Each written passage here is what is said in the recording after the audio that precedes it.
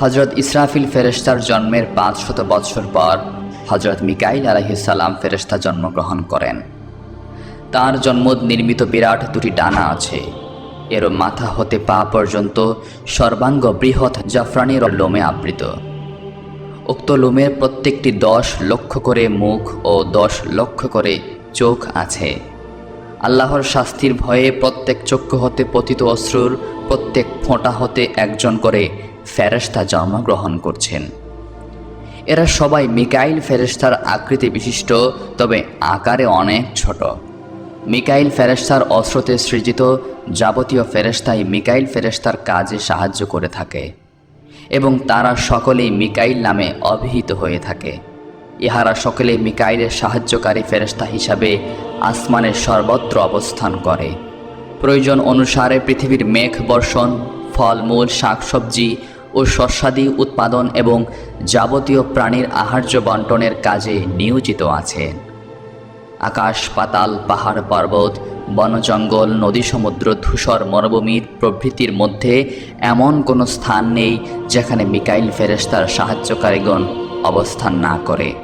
পৃথিবীর কোথায়, কোন সময়, কি পরিমাণ মেঘ বর্ষণ করতে হবে তা তারাই ঠিক করে দেন। যাবতীয় প্রাণীর আহার্য বন্টনের দায়িত্ব এদের উপরেই অর্পিত রয়েছে।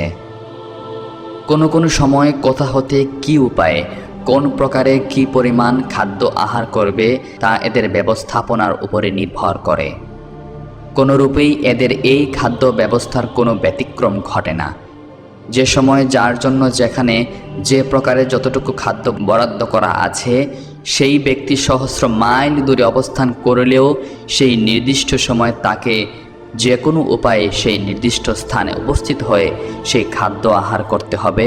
কোনো কারণেই এর ব্যতিক্রম ঘটবে না। পক্ষান্তরে বরাদ্দকৃত খাদ্য ব্যতীত কেহ সামান্যতম খাদ্য আহার করতে সক্ষম হবে না।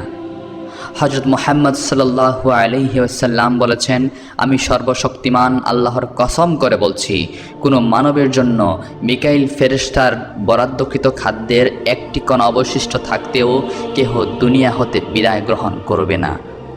পক্ষান্তরে কোনো মানুষের সাধ্য নেই যে তার জন্য বরাদ্দকৃত খাদ্য অপেক্ষা একটি কণা খাদ্য অতিরিক্ত আহার করবে।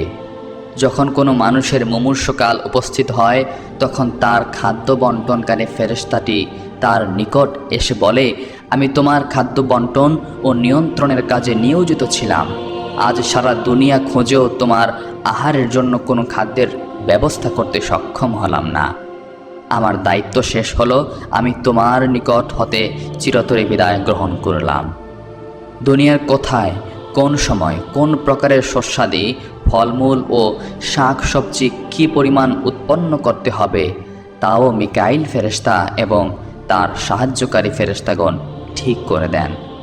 আল্লাহর নির্দেশে তারা ফসল আদি উৎপাদনের ব্যবস্থা করে থাকেন।